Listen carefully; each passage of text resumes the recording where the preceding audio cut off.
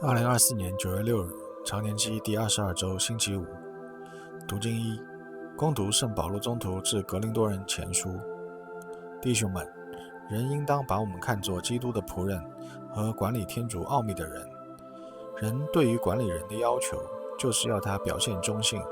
至于我，或受你们的论断，或受人间法庭的审判，我都认为是极小的事，连我自己也不论断自己。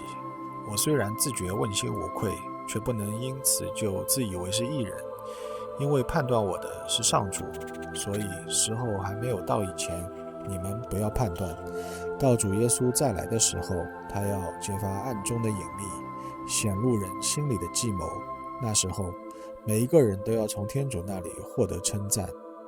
上主的圣言，感谢天主。答唱咏：上主是义人的救助，你要信赖上主，致力善行，必能安居乐土，享受康宁。你要因上主而喜欢，他必满足你的心愿。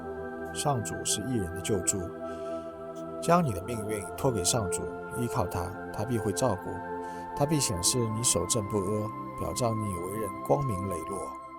上主是义人的救助，你要避恶行善，才有久居的家园。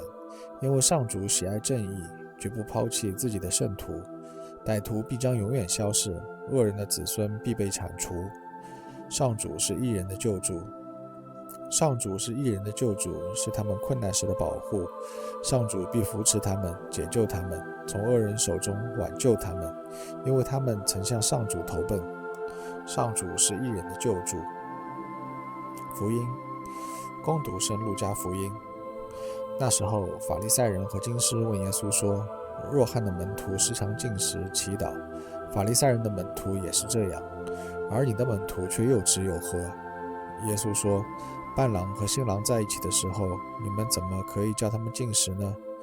但日子到了，新郎被劫去时，那一天他们就要禁食了。他又对他们讲比喻说：没有人从新衣服上撕下一块做补丁，补在旧衣服上，这样不但新衣服撕破了，而且新撕下来的补丁和旧的也不相称。也没有人把新酒装在旧皮囊里，这样新酒要胀破皮囊，酒要流出来，皮囊也破了。